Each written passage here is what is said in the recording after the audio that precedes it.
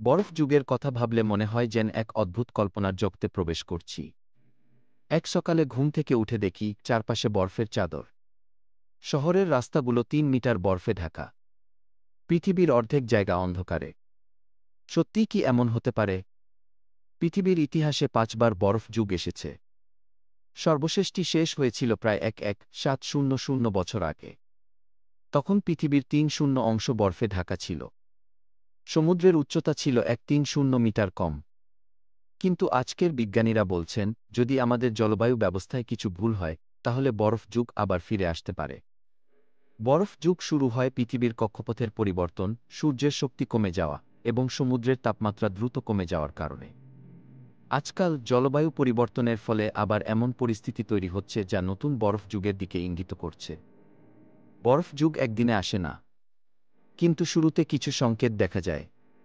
তাপমাত্রা হঠাৎ ৪ থেকে ৬ ডিগ্রি সেলসিয়াস কমে যায়। ইউরোপ ও উত্তর আমেরিকায় তুষারপাত অস্বাভাবিকভাবে বৃদ্ধি পায়। প্রথম বছরে বরফ পড়া থামবে না। বরফ গলে না, বরং জমতে থাকবে। উত্তর ইউরোপ পুরো বরফের নিচে চলে যাবে, কানাডা ও রাশিয়ার অর্ধেক অঞ্চল জমে যাবে। ৫ বছরের মধ্যে শহরগুলোতে বিদ্যুৎ থাকবে না, খাবার উৎপাদন বন্ধ হয়ে যাবে এবং গ্লোবাল ইকোনমি ভেঙে পড়বে। মানুষ দক্ষিণ দিকে পালাতে শুরু করবে। এই পরিস্থিতিতে পৃথিবীর মানচিত্র বদলে যাবে। বরফ জমতে জমতে সমুদ্রের পানি ৩ থেকে ৫ মিটার কমে যাবে। নতুন নতুন ভূমি দেখা দেবে এবং অনেক নদী শুকিয়ে যাবে। বরফে মোড়া পৃথিবীতে ৩ থেকে ৪ প্রাণী বিলুপ্ত হয়ে যাবে। হাতি, বাঘ, গন্ডার এই প্রাণীগুলো টিকে থাকতে পারবে না। মানুষ টিকে থাকবে, কিন্তু আগের মতো নয়। তারা তৈরি করবে ভূগর্ভস্থ শহর, কৃত্রিম জলবায়ুর ডোম শহর এবং নিউক্লিয়ার শক্তিতে চালিত কলোনি।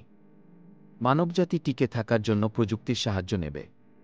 বিজ্ঞানীরা বলছেন পৃথিবী আপাতত বরফ যুগের দিকে যাচ্ছে না। কিন্তু আর্কটিক আইস যদি পুরো গলে যায়, তাহলে ওসিয়ান কারেন্ট বন্ধ হয়ে বরফ যুগের সূচনা হতে পারে। তাই বরফ যুগ অসম্ভব নয়। যদি আবার বরফ যুগ আসে, মানুষ টিকে যাবে, কিন্তু পৃথিবী আগের মতো থাকবে না। বরফ শুধু পৃথিবীকে জমায় না, এটি মানব সভ্যতার ভবিষ্যৎকে বদলে দেয়।